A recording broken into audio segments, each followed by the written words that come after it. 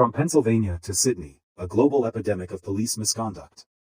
The world has a policing crisis. It's not just a few bad apples, it's entire systems rotting from within. The idea that law enforcement exists to protect the public is exposed as a myth time and time again, as officers across the globe abuse their power with near impunity.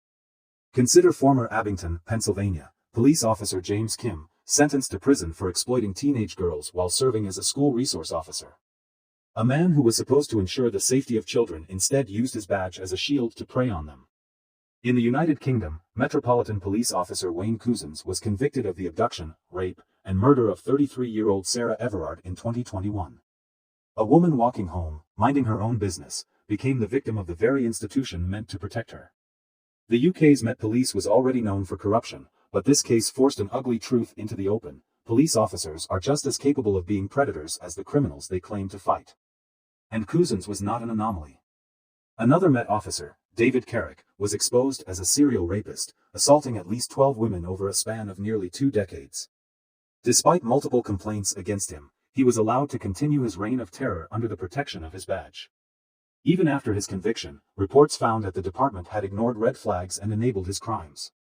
Now, 4 officers face disciplinary action for failing to act on the allegations. In Australia, former New South Wales Detective Sergeant Roger Rogerson exemplified the extreme end of police corruption. Once considered a hero within the force, he was later convicted of murder, drug trafficking, and organized crime involvement. His story is a glaring reminder that power, when unchecked, breeds criminality. Even the judicial system isn't immune. In California, Judge Jeffrey Ferguson, who once sentenced criminals from the bench, is now facing trial himself, accused of murdering his wife. The very people who sit in judgment over others are not above committing heinous acts themselves. The abuse of power isn't always violent, it's also deeply insidious. In an undercover policing scandal that reads like a dystopian novel, British authorities infiltrated activist groups using fake identities, with some officers even tricking women into long-term relationships. One officer went as far as using the identity of a dead child while building a fake life with an unsuspecting woman. When the truth was revealed, the victims described the experience as state-sanctioned sexual violence. This is not a case of a few rogue officers. This is systemic. A culture of impunity.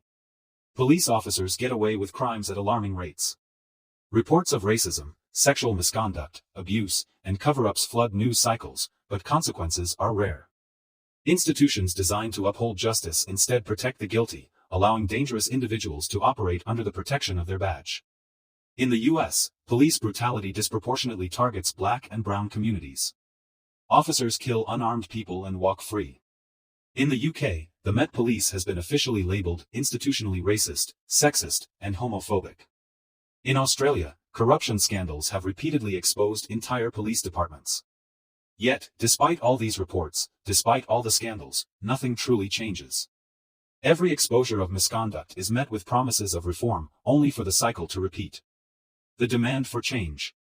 If police departments worldwide continue to operate as untouchable entities, they will only grow bolder in their abuse.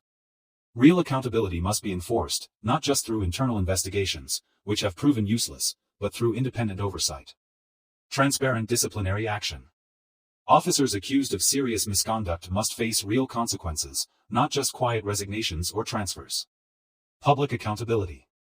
Communities must have the power to hold police departments responsible, not rely on internal systems that exist to protect officers. Whistleblower protections. Officers who speak out against misconduct must be shielded from retaliation, ensuring that those inside the system have a safe way to expose corruption. The reality is simple: policing, as it stands, is broken. And unless real action is taken, we'll keep seeing the same headlines, the same scandals, and the same unchecked abuse. The question isn't whether police will abuse their power again. The question is, how much longer will we allow them to?